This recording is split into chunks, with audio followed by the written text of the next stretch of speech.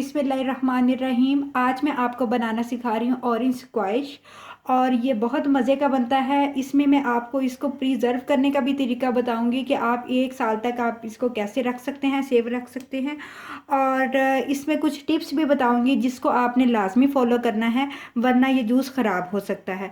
तो वीडियो को शुरू करने से पहले मेरी आपसे गुजारिश है कि मेरे चैनल को सब्सक्राइब कर दें, बेल आइकॉन का बटन प्रेस कर दें ताकि मेरी हर आने वाली वीडियो आपको मिलती रहे और आप मेरी हर लेटेस्ट वीडियो को एंजॉय कर सके। तो चलिए अब हम इसको बनाना स्टार्ट करते हैं।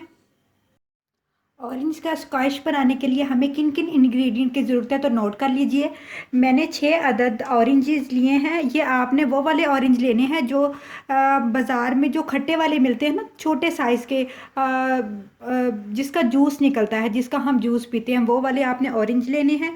इसके साथ मुझे टिश्यू रोल की ज़रूरत है जिससे मैं इसको अच्छी तरह से ऊपर से साफ़ करूँगी। सबसे पहले आपने ऑरेंज लेके उनको अच्छी तरह धो के और उनको फिर ड्राई कर लेना है। उसके साथ मेरे food colour, orange food colour बाज़ार में आपको ये वाला माई कुक कंपनी का बहुत अच्छा ये फूड कलर है। और ये जो है वो, इसका कोई नुकसान भी नहीं है, बहुत अच्छी इसमें इंग्रेडिएंट डाल के बनाया गया। तो आप ये वाला बहुत इजीली अवेलेबल है, आप ले सकते हैं। इसके साथ टार्ट्रिक एसिड है मेरे पास ½ टी स्पून।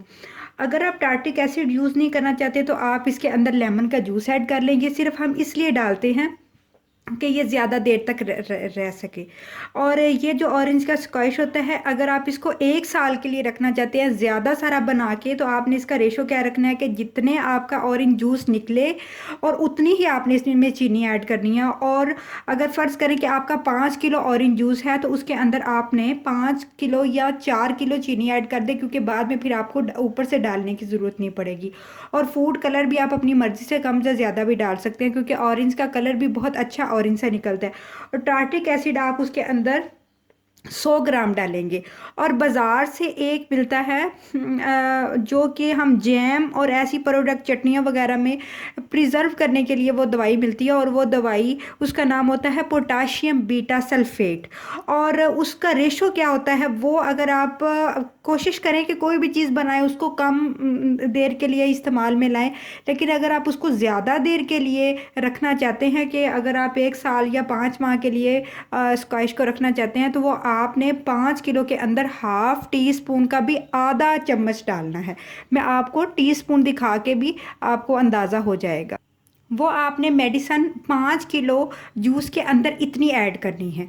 और अगर आप मेडिसन के बगैर बनाना चाहते हैं तो 1-2 महीने के लिए तो ये वैसे भी सेफ रह सकता है।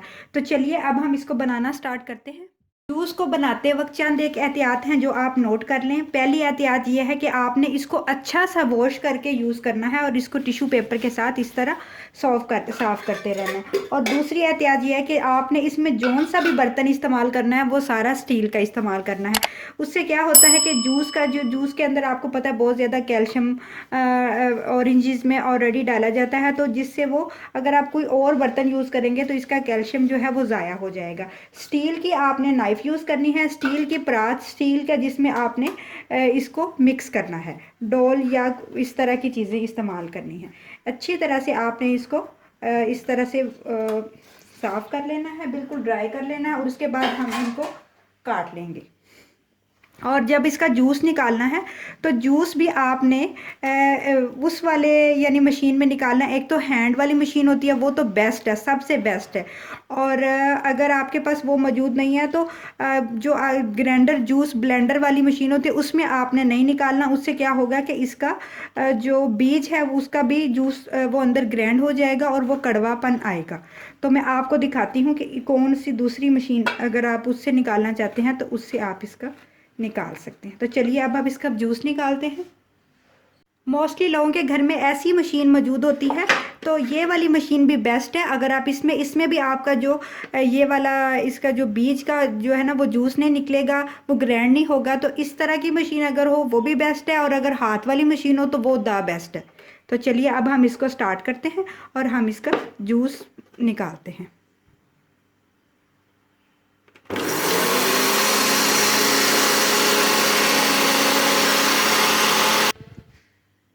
जी तो नाजरीन आप देख सकते हैं कि मैंने सारा जूस निकाल लिया है।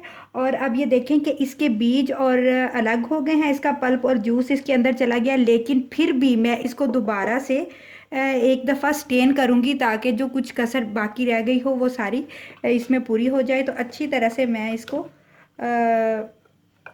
इसका बीज और सारा कुछ अलग कर लूँगी, पल्प इसका। तो चलिए अब हम इसको स्टेन करते हैं। चलिए ये अब जूस को हम स्टेन करते हैं। तो इसके अंदर मैं डालती जाऊंगी और इसको स्टेन कर लूँगी ताकि इसमें कोई बीज ना रहे। बीज से जूस कड़वा हो जाता है। देखें स्टेनर भी मैंने स्टील की ही ली है। ये चंद एहतियात है जो आपने लाजमी करनी है। जूस को अच्छा सा हमने स्टेन कर लिया है। अब हम जूस की पैमाइश करेंगे। तो मैंने अपने जूस की पैमाइश की है तो तकरीबन ये 100 ग्राम जूस है। तो अब 100 ग्राम ही इसके अंदर मैं चीनी ऐड करूँगी और इसके अंदर 20 ग्राम मैं इसके अंदर डालूँगी टार्ट्रिक एसिड, यानी कि तकरीबन 1 टीस्पून से थोड़ी सी ज़्यादा है। तो ये सारी चीज़ें डाल के मैं इसको ब्लेंडर जग के अंदर ब्लेंड करूँगी ताकि चीनी, टार्टिक एसिड और फूड कलर अच्छा सा ब्लेंड हो जाए। तो चलिए अब हम इसको ब्लेंड करते हैं। सबसे पहले हम ब्लेंडर जग के अंदर जूस को डालेंगे और इसको ब्लेंड करेंगे ताकि ये पहले अच्छा सा इसका जो पल्प है वो ब्लेंड हो जाए। आपने इसको मीडियम से लो स्पीड पे ब्लेंड करना है ताकि ये अच्छा सा ब्लेंड हो।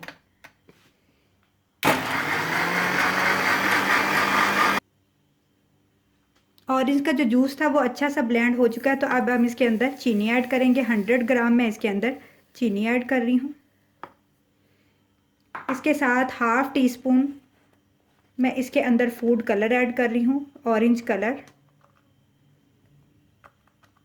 अगर आप स्किप करना चाहते हैं तो आप स्किप भी कर सकते हैं। और हाफ टी स्पून मैं इसके अंदर टार्टिक एसिड ऐड कर रही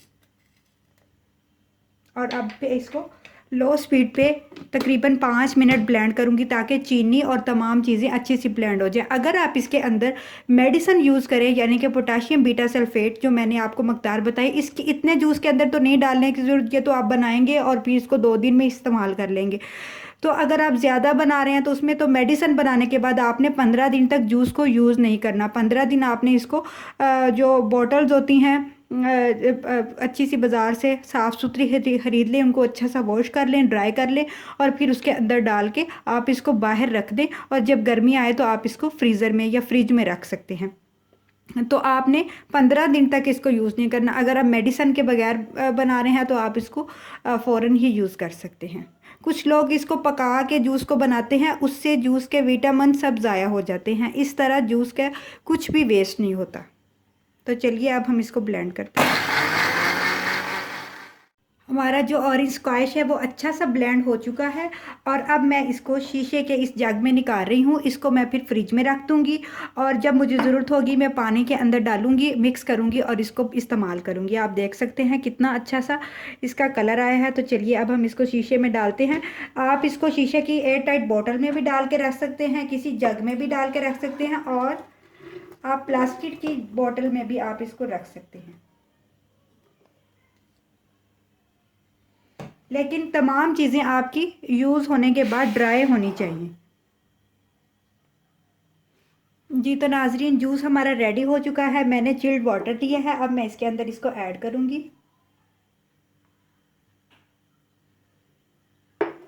मिक्स करेंगे।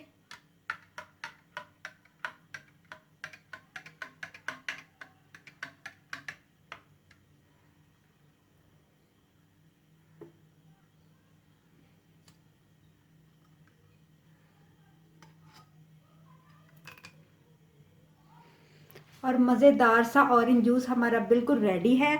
और ये बहुत मज़े का बनता है और इतना रिफ़्रेश होता है कि आप सोच नहीं सकते। जब आप इसको पियेंगे तो आप कहेंगे वाकई ही बहुत मज़े का है। तो आप इसको घर में ज़रूर ट्राई कीजिएगा। अपना बहुत सारा ख्याल रखिएगा। अल्लाह ताला आपको बहुत खुश रखे। अल्लाह हाफिज़।